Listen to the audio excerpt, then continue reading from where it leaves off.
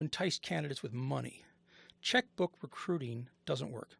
The best are already well paid. To attract and land the best requires far more than a checkbook. It necessitates using a deliberate process to create interest and draw them into the opportunity, a process that lets us subtly connect with them on both a logical and an emotional level right from the start. Step 3. Campaign preparation has 2 documents that we prepare. The first document is what's called the position profile. The position profile is more than a job description on steroids. It's a marketing tool. Its mission is to ignite the interest of Tier 1 talent, to make them think about the organization and imagine what if. It connects them to their destiny at your company. The elements involved paint a clear picture of the challenges and rewards, and whenever we can, we embed video to make it come more alive. The content comes from your discussions and the findings that you have in steps 1 and 2. The mission, the vision, the expected outcomes, the qualifications that you're looking for that make that person a fit. That all goes into the document. And we try to capture the essence of the company and the opportunity with the cover. As you can see there, they're all different and they're all specific to those organizations. The second document is called the confidential candidate brief. As you know, 99% of the people you approach and try to recruit will not be looking. Passive candidates also don't keep resumes up to date, and we found that most people would rather have a wisdom tooth pulled than sit down and create a resume, especially for an opportunity that they don't know a lot about, and they're very happy.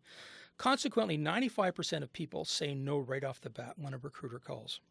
We eliminate that no right up front by telling them that we don't want one. We don't even need one. The confidential candidate brief is used instead of a resume to quickly and easily build a profile of the prospective candidate. That brief removes the time-consuming hurdle of resume preparation and surfaces the exact experience that's most relevant to the role. It enables the prospects, and they're not candidates yet, they're prospects. It enables prospects to see themselves in the role, reversing the traditional seller-buyer personas in the employer's favor. We will introduce both the position profile and the confidential candidate brief in stage 3. Step 4 is where we write 2 documents, which literally guide the recruiting team and search committee through the interview process. The interview guide ensures we effectively address the baseline questions needed to accurately assess the 28 core attributes, the skills, the experience, and the fit. Naturally, you're wondering exactly which core attributes and characteristics we're talking about. Well, based on our experience, we've identified 28 key attributes of successful executives, which we break into 5 categories: character, intellect, business intelligence, leadership, and emotional intelligence. And under character, for example, we look for integrity, honesty, credibility and trust, persistence, and resiliency. And this last one, resiliency, this is a key with executives, all executives that we hire. And by resiliency, I mean, has the potential candidate shown by their actions and deeds that they have an ability to take a hit personally or in business and keep moving forward, or do they fold early in a battle and hide behind market conditions? Because that is something they will bring with them wherever they go. The second document we complete in stage 2 is the reference check guide. Assessing a candidate's value system, their prior achievements, leadership qualities, and fit in relation to the role being offered is part art and part science. And we'll talk a little bit about that in a minute. It requires the development of thoughtful questions for vetting the candidate and must line up with those we put in the interview guide. So the 2 documents are tied right at the front end.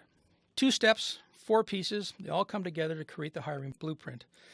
The time spent here creating these documents, it sounds like a lot of work. Well, it will be returned many, many times over, because the hiring blueprint enables you to bring a laser focus to the process and avoid any distractions. The hiring blueprint makes clear everyone's role in converting Tier 1 prospects into Tier 1 candidates. It articulates a strategy and process that will be used to attract and evaluate and land Tier 1 talent to everybody that's involved.